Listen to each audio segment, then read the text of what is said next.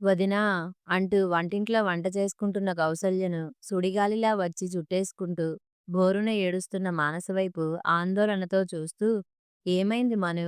ఏమిటి ఈ ఆకస్మిక ఆగమనం? నవీన్ కూడా వచ్చాడా నీతో? ఏడి? హాల్లో కూర్చున్నాడా? లేదు వదినా, నేనే వచ్చేశాను. అతను ఆఫీస్ నుండి ఇంటికి వచ్చేసరికి నేను ఉండకూడదని. ఏమైంది మను? వచ్చేయడమేమిటి? ఏం జరిగిందసలు? వదినా అంటూ ఒక్కసారిగా బావురుమంటూ ఏడవసాగింది మానస. వదినా, నవీన్‌తో కలిసి కాపురం చేయడం నా వల్ల కావడం లేదు. ఎంత మరిచిపోదామన్నా నాకు నా గౌతమ్ గుర్తొస్తున్నాడు వదినా అంటూ బేలగా నిస్సహాయంగా కన్నీళ్లు పెడుతున్న ఆడపడుచు వైపు జాలిగా చూడసాగింది కౌసల్య. అసలేమైంది మను? ఏం చెప్పను వదినా. పెళ్ళై 3 నెలలైనా నేను అతనితో భార్యగా సంసారం చేయలేకపోతున్నాను. నాకు కొంచెం సమయం కావాలి నవీన్ అంటే సరే అన్నాడు. ఇద్దరం ఎవరి బెడ్‌రూమ్‌లో వాళ్ళం పడుకుంటున్నాం అప్పట్నుండి. నిన్న రాత్రి నవీన్ తలనొప్పిగా ఉందని నుదుటికి కాస్త అమృతాంజనం రాయమని రిక్వెస్ట్ చేశాడు.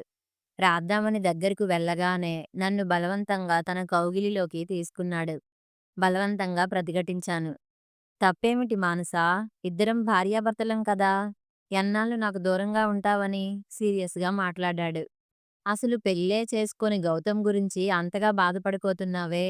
నిన్ను పెళ్లి చేసుకుని కూడా నీ నుండి ఏ ఆనందాన్ని ఇంతవరకు పొందని నేను ఎంతగా బాధపడాలి మానసా?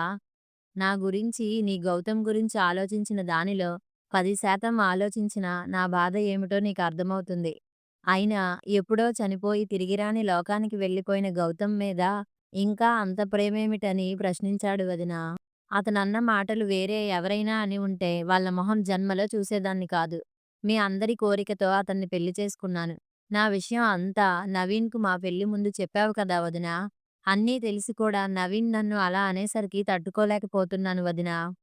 నవీన్ అన్న మాటలకు దుఃఖం వచ్చేసి నా బెడ్‌రూమ్‌లోకి వెళ్ళిపోయి తలుపేసుకుని రాత్రంతా ఏడుస్తూ కూర్చున్నాను. ఆఫీస్‌కు కూడా వెళ్ళలేకపోయాను. చచ్చిపోయిన గౌతమ్ మీద ఇంకా ప్రేమేమిటంటాడా? గౌతమ్ మీద ప్రేమ నేను చచ్చే వరకు నాతో అలానే ఉంటుందని, గౌతమే నా ఊపిరని అతనికి ఎలా అర్థమవుతుంది?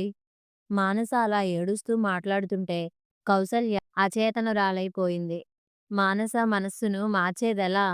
మానస కౌసల్యకు ఆడబడుచైనా మానసికంగా అంతకంటే ఎక్కువే. కౌసల్య శ్రీరామ్‌తో పెళ్లి అయి అత్తవారింటికి వచ్చిన 2 సంవత్సరాలకు అత్తగారు గుండెపోటుతో చనిపోయారు. అప్పటికి మానస ఇంజినీరింగ్ 2వ సంవత్సరం చదువుతోంది. భార్య ఆకస్మిక మరణానికి మామగారు బెంగతో కృంగిపోతే అల్లారు ముద్దుగా పెరుగుతున్న మానస తల్లి మరణానికి బెంగ పెట్టేసుకుని జ్వరంతో మంచానికి అంటుకుపోయింది. అప్పుడు కౌసల్య మానసను దగ్గరుండి చాలా జాగ్రత్తగా చూసుకుంది. తల్లిలా దగ్గరకు తీసుకుని వాదార్చింది. కౌసల్య అణకువ మంచితనంతో ఆ ఇంటికి తిరిగి జీవకళ వచ్చేలా చేసింది. మానస ఇంజినీరింగ్ పూర్తి చేయడం, ఒక మల్టీనేషనల్ కంపెనీలో క్యాంపస్ రిక్రూట్‌లో ఇంజినీర్‌గా ఉద్యోగం వచ్చింది. మానస్‌కి ఉద్యోగం వచ్చినప్పటి నుండి మామగారు కౌసల్యతో, "చూడు కౌసల్య తల్లీ, మానస ఉద్యోగంలో స్థిరపడిందిగా, ఇక పెళ్లి సంబంధాలు చూసి మంచి అబ్బాయితో అమ్మాయికి మూడు ముళ్ళు వేయిద్దాం. నేను కూడా సంబంధాలు వెతుకుతానని" మా అమ్మగారు అనగానే, "అలాగే మామయ్య గారు, మన మానస్‌కు కూడా ఒకసారి ఈ విషయం చెబుదాం. బాగా చదువుకుంది, మంచి ఉద్యోగంలో ఉంది. తనకు కూడా స్వతంత్ర అభిప్రాయాలు ఉంటాయి కదా! నేను మానసతో మాట్లాడాక తన అభీష్టం తెలుసుకున్నాక సంబంధాలు చూద్దాం మామయ్య గారు" అనగానే కోడలి మంచితనానికి ఆయన హృదయం ఉప్పొంగిపోయింది. ఇంటికి మంచి కోడలు రావడం పూర్వజన్మ సుకృతమే. అత్తగారు పోయినా బాధ్యతగా ఇంటి విషయాలను పట్టించుకుంటూ అందరినీ ఆప్యాయంగా, అభిమానంగా చూసే కౌసల్య అంటే ఆ ఇంట్లో అందరికీ ఇష్టమే కాకుండా ఎంతో గౌరవం కూడా. మానసకైతే ఎప్పుడూ వదిన నామస్మరణే. ఏ విషయాన్నైనా గాని వదినతో పంచుకోకుండా ఉండలేదు. "వదినా, నీ అర్ధమొగుడిని నేనే, నా తరువాత అన్నయ్య నీకు" అని ఆటలు పట్టించే మానస అంటే కౌసల్యకు మహాముద్దు. అన్నా, తమ్ముళ్ళే గాని చెల్లెళ్ళు లేని కౌసల్యకు మానస ఒక చిన్నారి చెల్లి. మామగారితో చెప్పినట్లుగా ఒకరోజు ఆదివారం సాయంకాలం డాబా మీద నీరెండలో చాప మీద కూర్చొని కౌసల్య సన్నజాజుల మాల కడుతోంది. కౌసల్య ఒడిలో పడుకొని మానస వదినతో ఏవో కబుర్లు చెబుతోంది. ఉన్నట్టుండి కౌసల్య మానసతో, "మను, ఇంకెన్నాళ్ళు ఈ వదినతో ఇలా ఒళ్ళో పడుకొని కబుర్లు చెబుతావులే కానీ మామయ్య గారు నీకు మంచి సంబంధం చూసి త్వరలో పెళ్లి చేసేద్దాం అన్నారు. మీ అన్నయ్య కూడా దానికి ఓకే చెప్పారు. మ్యాట్రిమోనీలో చెల్లాయి వివరాలు రిజిస్టర్ చేస్తానన్నారు. మరి నీ రిక్వైర్మెంట్స్ ఏమిటి మనూ? నీకు ఎటువంటి వ్యక్తి కావాలి? నీ ఇష్టాలు, అభిరుచులు లాంటివి ఉంటే చెప్తే బాగుంటుంది కదా! వదిన ఒళ్ళో పడుకొని వదిన మాటలు వింటున్న మానస చటుక్కున లేచి సరిగా కూర్చుంది. వదినా! ఈ అవకాశం కోసమే చూస్తున్నాను. నాకు నేనుగా పెళ్లి చేసుకుంటానని చెప్పలేనుగా! నీతో ఒక విషయం ఈరోజే చెప్పేయాలనుకోవడం, అనుకోకుండా నీవే నా పెళ్లి టాపిక్ తేవడం భలే కోయిన్సిడెన్స్ వదినా! మా కొలీగ్, నా సీనియర్ అయిన గౌతమ్ నాకు ప్రపోజ్ చేశాడు. నో అనడానికి కారణాలు కనిపించలేదు. అతని చదువు, ఉద్యోగం, కులం, ఫ్యామిలీ బ్యాక్‌గ్రౌండ్ అన్నీ బాగున్నాయి వదినా! నాకు అతనంటే ఇష్టం ఏర్పడింది. అతని వ్యక్తిత్వం, అభిప్రాయాలు నన్ను ఇంప్రెస్ చేశాయి. నీకు, అన్నయ్యకు, నాన్నగారికి నచ్చితే అతన్ని వివాహం చేసుకోవాలని అనుకుంటున్నానని మానస చెప్పగానే కౌసల్య ఈ విషయం ఇంట్లోని వారికి చెప్పింది. అంతా వెళ్లి గౌతమ్ తల్లి తండ్రులను కలిసి పరస్పర అంగీకారానికి వచ్చారు. ఎంగేజ్మెంట్‌కు ముహూర్తం చూస్తున్నారు. ఈలోగా అనుకోకుండా గౌతమ్‌ని కంపెనీ ఒక వారం రోజుల పాటు ఆఫీస్ పని మీద సింగపూర్ పంపించింది. గౌతమ్‌ని క్షణం కూడా చూడకుండా ఉండలేని మానస దిగులు ముఖం పెట్టేసింది. మానస ముఖాన్నే తదేకంగా చూస్తూ, "ఏయ్ మనూ! వారం రోజులు ఎంతసేపు గిర్రుమని తిరిగిపోతాయి. నేను వచ్చేశాక ఈ అల్లరి పిల్లతో నాకు ఎంగేజ్మెంట్ అంటే నాకే ఆశ్చర్యంగా ఉంది." నవ్వుతూ బోన్ వోయేజ్ చెప్పమ్మాయ్.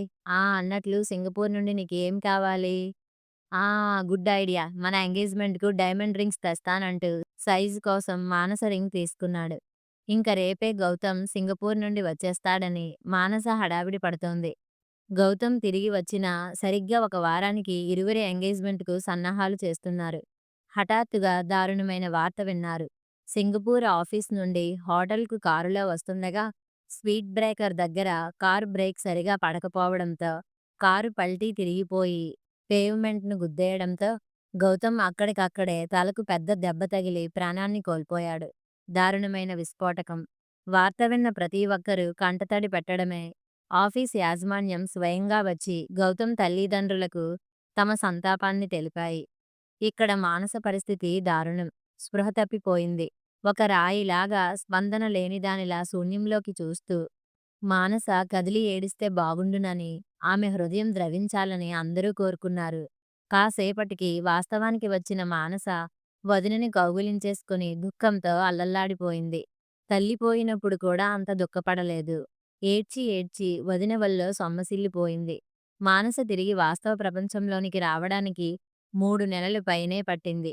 కౌసల్య మానసిని పొదవి పట్టుకొని తినిపించడం అవి చేసేది. రాత్రి పగలు కంటికి రెప్పలా చూసుకుంది.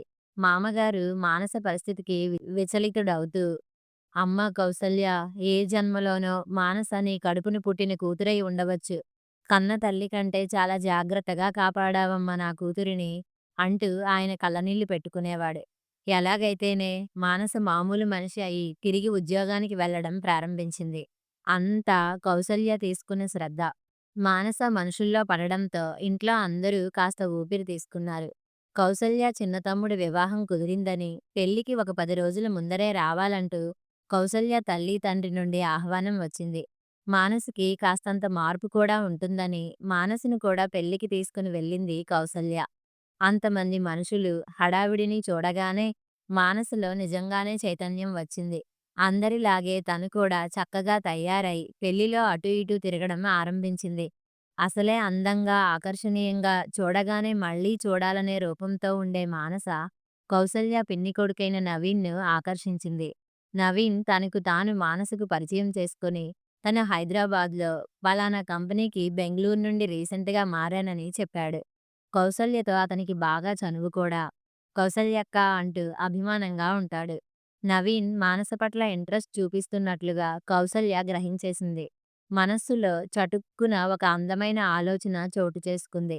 మానసును ఎలాగైనా ఒప్పించి నవీన్‌తో పెళ్లి జరిపించాలని మనస్సులో ఇదే జరిగే పని అన్నట్లుగా పాజిటివ్ వైబ్రేషన్స్ వ్యాప్తి చెందడం ప్రారంభించాయి. నవీన్ అమ్మానాన్నకు మానస గురించి చెప్పింది. మానస దగ్గరగా లేకుండా చూసి మానస గురించి నవీన్‌కు అంతా చెప్పింది. మానస పెళ్లి చేసుకుందాం అనుకున్న గౌతమ్ ఆకస్మిక మరణం గురించి కూడా చెప్పింది. అరే! పాపం ఆయన జీవితంలో ఎన్నో అనుకుంటాం కౌసల్యక్క. కానీ అన్నీ నెరవేరాలని లేదుగా. విధి లిఖితం అంటే ఇదే. అయినా మానస ఎప్పుడూ ఆ గతం గురించే ఆలోచించడం ఫూలిష్‌నెస్. తిరిగి తన జీవితాన్ని తను నిర్మించుకోవాలి. నేను మానసను వివాహం చేసుకోవాలనుకుంటున్నాను కౌసల్యక్క. తను నాకు చాలా నచ్చింది. మా ఇద్దరి పెళ్లి జరిపించే పూచి నీదేనంటూ. ఎలాగూ నేను హైదరాబాద్ వస్తానుగా, మీ ఇంటికి వస్తానక్కా. ఈ లోపల మానసును పెళ్లికి ఒప్పించంటూ పదే పదే చెప్పి వెళ్ళాడు. కౌసల్యకు పట్టరాని ఆనందంగా ఉంది. మానసును నవీన్‌కి ఇచ్చి వివాహం చేసేయాలని. పెళ్లి నుండి తిరిగి వచ్చాక మానసుకు అనేక రకాలుగా చెప్పి చూసింది. మానస తను ప్రేమించిన గౌతమ్‌ను మరిచిపోలేనంది. ఇలాగే వ్యర్థంగా ఆలోచించడం సబబు కాదని, ప్రాప్తం లేని వాటి గురించి ఎన్నాళ్ళు ఆలోచిస్తూ జీవితాన్ని పాడు చేసుకుంటావని, వచ్చిన అదృష్టాన్ని కాదనకూడదని నచ్చచెప్పింది. నవీన్ చాలా మంచివాడని, నిన్ను అర్థం చేసుకుంటాడని చెప్పింది. పాపం మామయ్య గారు ఎలా అయిపోయారో నీ మీద బెంగతో అని సెంటిమెంట్‌తో కొట్టింది. నీవు ఇలా విరాగినిలా అయిపోవడం మా మనస్సులకు ఆనందంగా లేదు మను అని బ్రతిమాలగా బ్రతిమాలగా వివాహానికి సమ్మతించింది. చక్కగా నవీన్‌తో పెళ్లి చేసేశారు. మానస ఉద్యోగం కొనసాగిస్తోంది. నవీన్, మానస కొత్త కాపురం పెట్టారు. ఇద్దరూ ఆనందంగా కలిసి కాపురం చేసుకుంటున్నారనుకుంటుంటే ఆశని పాతంలా ఇలా జరుగుతోందేమిటి? అంతా మానసదే తప్పని కౌసల్య భావించింది. మానసకి స్ట్రాంగ్‌గా కౌన్సెలింగ్ చేసి నవీన్ దగ్గరకు పంపాలని నిర్ణయించుకుంది. మానస కాస్త రిలాక్స్ అయ్యాక మాట్లాడడం కొనసాగించింది. చూడు మను, గాఢంగా ప్రేమించుకొని ఒకరికొకరు ఇష్టపడి పెళ్లి చేసుకొని కొద్ది కాలం కాపురం చేసి కూడా ఏదో చిన్న చిన్న విషయాలలో మనస్పర్ధలు వచ్చి విడిపోతున్నారు చాలామంది. అంత ప్రేమించుకున్నవారు, ప్రేమే లోకం అంటూ తిరిగినవారు, మరి వారి మధ్య ఉన్న అంత ప్రేమ ఏమైనట్లు? మరో వివాహం చేసుకొని మరొకరితో ఎలా కొత్త జీవితాన్ని సాగిస్తున్నారు? భర్తతో ఎన్నో ఏళ్లు కాపురం చేసి మనసా వాచా భర్తే లోకంగా బ్రతికిన స్త్రీ, భర్త చనిపోగానే ఎందుకీ జీవితం అనుకుంటూ విరక్తి చెందిపోతూ ప్రాణత్యాగం చేస్తుందా? లేదే. బాధపడుతుంది భర్త దూరం అయినందుకు. కొన్ని నెలలు, సంవత్సరాలు. ఆ తరువాత రొటీన్‌లో పడక తప్పదు. తనకంటూ పిల్లలు, వారి భవిష్యత్ కోసం తన మీద ఆధారపడి ఉన్న వారి కోసం బ్రతుకుతుంది. బ్రతికి తీరాలి కూడా. ఇది లోక సహజం. కొంతమంది భర్త చనిపోయిన స్త్రీలెందరో పునర్వివాహం చేసుకుంటున్నారు కూడా. పోయిన భర్త మీద ప్రేమ లేక కాదు. తనకంటూ జీవితంలో ఒక తోడు, ఆలంబన కోసం.